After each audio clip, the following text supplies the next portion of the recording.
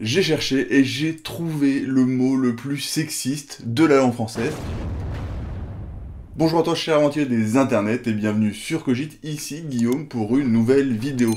Et ces derniers temps, je réfléchissais à un nouveau thème de vidéo et j'ai pensé à un article que j'avais lu il y a quelques temps. Bon, j'ai cherché, quelques temps, c'était en 2020 qu'il est sorti, et qui disait globalement le Larousse est sexiste. Bon, d'où est-ce que ça vient?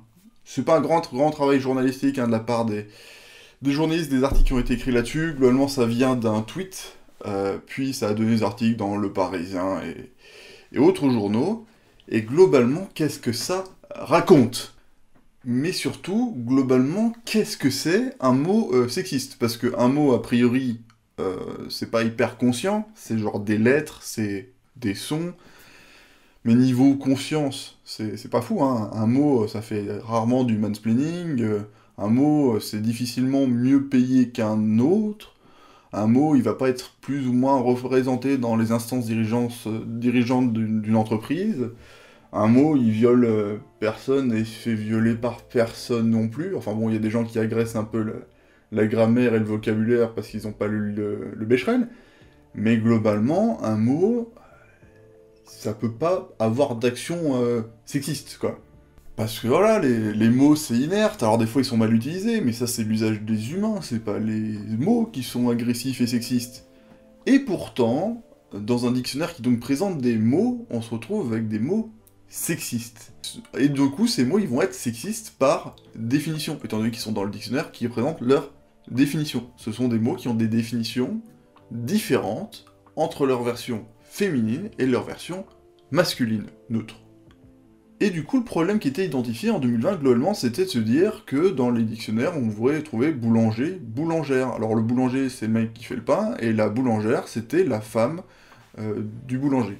Et c'était à peu près la même chose pour boucher, bouchère, et un peu toutes les professions comme ça.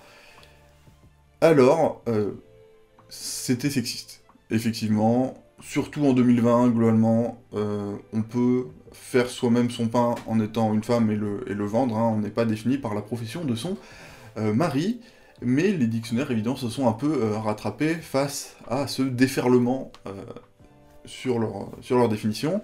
Maintenant, par exemple, dans le Larousse, boulanger, boulangère, c'est une même définition, personne qui fait du pain. Et ils ont quand même gardé cette trace historique de sexisme, hein, qui date du siècle dernier, même des millénaires précédents, qui disait que c'est une version vieillie de la définition qui te dit que la boulangère, c'est la femme du boulanger, comme ça a été le cas jusqu'à il y a encore 20, 30, 40, 50 ans, quoi. Et là, on se dit, pas de passion dans ce que je vous dis, là on comprend pas pourquoi une explosion, pourquoi j'ai trouvé le mot le plus sexiste de la langue française. Parce que moi, je suis arrivé là, je me suis dit, waouh, on a fait un scandale et on parlait de boulanger et de boulangère, de boucher et de bouchère. Tu sais, il manquait un truc, c'est nul, quoi. C'est nul, il y a pas de scandale, il n'y a pas d'émotion, on pourrait quand même aller plus loin, je suis sûr, forcément, il y a un mot dans le dictionnaire quelque part, où même en étant, disons, un gros macho, quelqu'un de sexiste, on se dit, quand même, là on est allé un peu loin. Peut-être qu'il y a un mot, quelque part, qui est vraiment, vraiment sexiste, qui fait vraiment une grosse différence. Alors j'ai fait quoi? J'ai cherché dans le dictionnaire, j'ai cherché dans ma mémoire à la recherche du mot qui, à mon sens, était le plus sexiste, le mot qui faisait le plus de différence entre sa définition masculine, neutre, et sa définition féminine. Et alors, qu'est-ce que c'est ce mot?